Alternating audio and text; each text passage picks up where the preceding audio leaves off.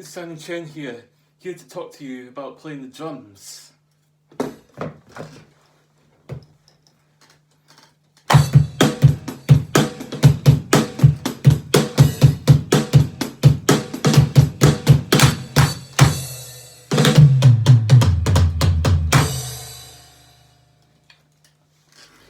So as you can see here, I was coming up with a drum beat of about 4 beats in a bar. Normally 4 beats is usually the simplest that drummers can do. For instance, at the beginning, normally at the beginning what I do when practicing a drum beat, what I tend to do is that I start off with the hi-hats. So the hi-hat is normally your metronome, and what that does is that counts you in of about the eighth notes. So for instance, if I play the hi-hat, what you hear is you go and 2 and 1 and 2 and 1 and 2 and. Now I'm doing that because that's going to help me keep in time when I play all the other parts like the kick drum and the snare drum. And to keep the hi-hats closed, my left foot is on top of a left pedal, and that eliminates any sound coming from the hi-hats, because if you leave them open, you can hear that. If you close them, this is them closed, there's much less noise coming out from them. So now what I'm going to do is I'm going to play the hi-hat and add the kick drum into it, and see what you hear.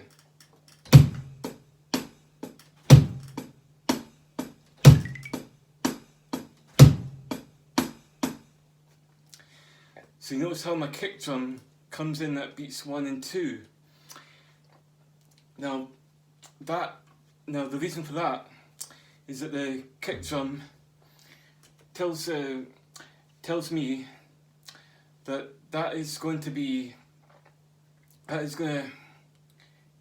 kick me in on time. So that keeps me in time with the hi-hats as well. And it's also of low frequencies as well, because my right foot's obviously doing the job as well. I want to be able to bring that in first. This is the quietest and the lowest part of the drum kit. See how that's got a nice sound, nice deep sound in it. It helps to bring it in just on the time. Secondly, along that we've also got the snare drum, which comes in beats 2 and 4.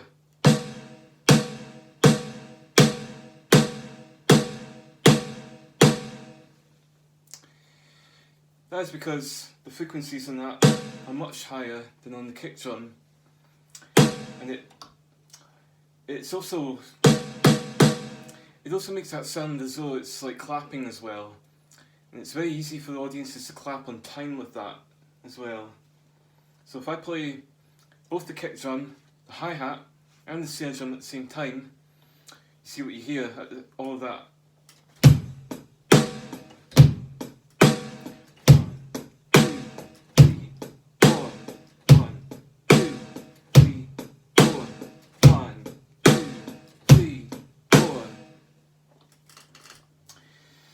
Then that's your beats all together. Now additionally, the toms here are used to add some fills.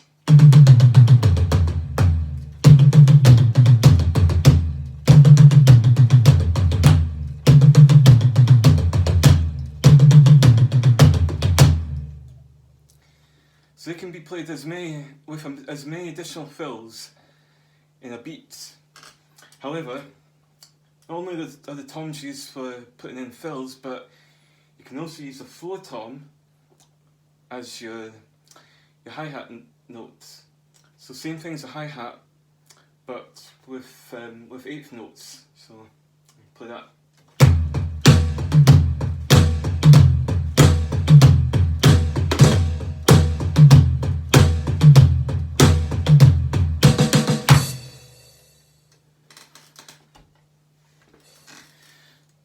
So that's quite good for drum openings and things like that. Also, we've got a crash cymbal.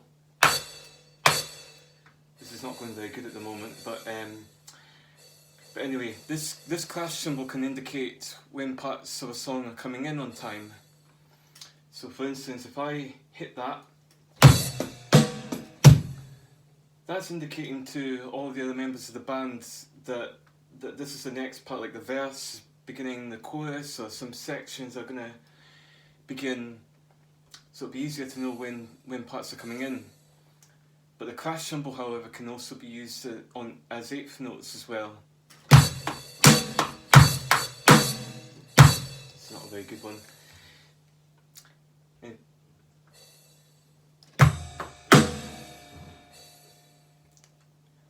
Also, you can use a rise cymbal as well, which also counts in pattern, which is very good for jazz. And many other things. Thank you for checking out, and hope you enjoy.